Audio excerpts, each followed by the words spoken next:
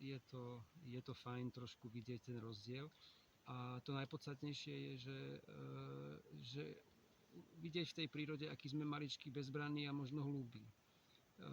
Tak aby sme trošku dali nohu z plynu v živote. Tento kurz je zameraný aj na to, aby si nebol úplne bezbranný, aby si nebol úplne vystavený vrtochom prírody a živolov a podnebia, ale aby si trošku vedel na to zareagovať.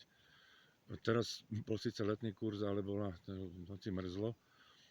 Chcem sa ťa opýtať, či po tomto všetkom by si prišiel aj na zimný kurz, ktorý bude onedlho.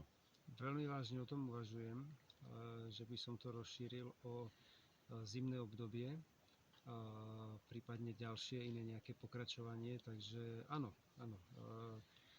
Bolo to tu, aj áno, počasie bolo chladné, hoď je to letný, ale mali sme aj mraz, tak ale pripravili sme sa tak dobre, že sme to, myslím si, že všetci zvládli. Čo bolo pre teba najťažšie? Fungovanie v chlade, zima. To, že človek je bez jedla a podáva nejaký výkon, že je bez cukru, že je bez možno úplne že vody a tak ďalej. Takže, ale zima bolo také, že dalo to zabrať. Napriek tomu teda by si išiel na zimný kurz už s tým, že niečo predsa len o tom vieš. Určite áno. A ja myslím, že už po prvej noci som napravil niektoré svoje chyby, ktoré som urobil prvú noc. Takže na zimnom by som sa určite inak zbalil a zo 17 kg nepotrebných vecí by bolo možno 2 kg tých potrebných v tom rúbsaku. Vy ste aj počas toho nečakaného nočného pochodu, aj teraz ráno po tých 3 dňoch vlastne v tom diskomforte stále usmiatý. Chcem sa ťa opýtať, či si sa niečo dozvedel o sebe. No, určite áno. Myslím si, že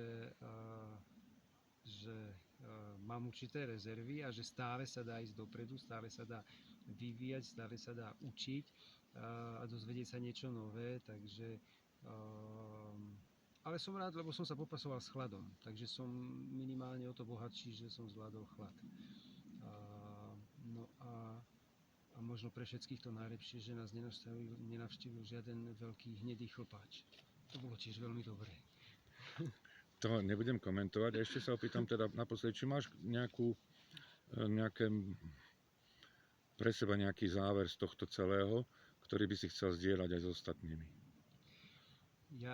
Ja som presvedčený, že ak koketujú s takouto myšlienkou sa zúčastniť niečoho takého, tak nech do toho rozhodne idú. Nech uvidia, že naučia sa nové veci, dozvedia sa o sebe nové veci, spoznajú tu nových ľudí a sú tu fajn inštruktori. Takže úplne im odporúčam, aby do toho išli a vyskúšali si to. Je to úplne niečo iné ako ladnička, ako mesto, ako auto, ako samozrejme naše veci, na ktoré sme zvyknutí. Takže áno, choďte do toho. Ďakujem pekne. Ďakujem.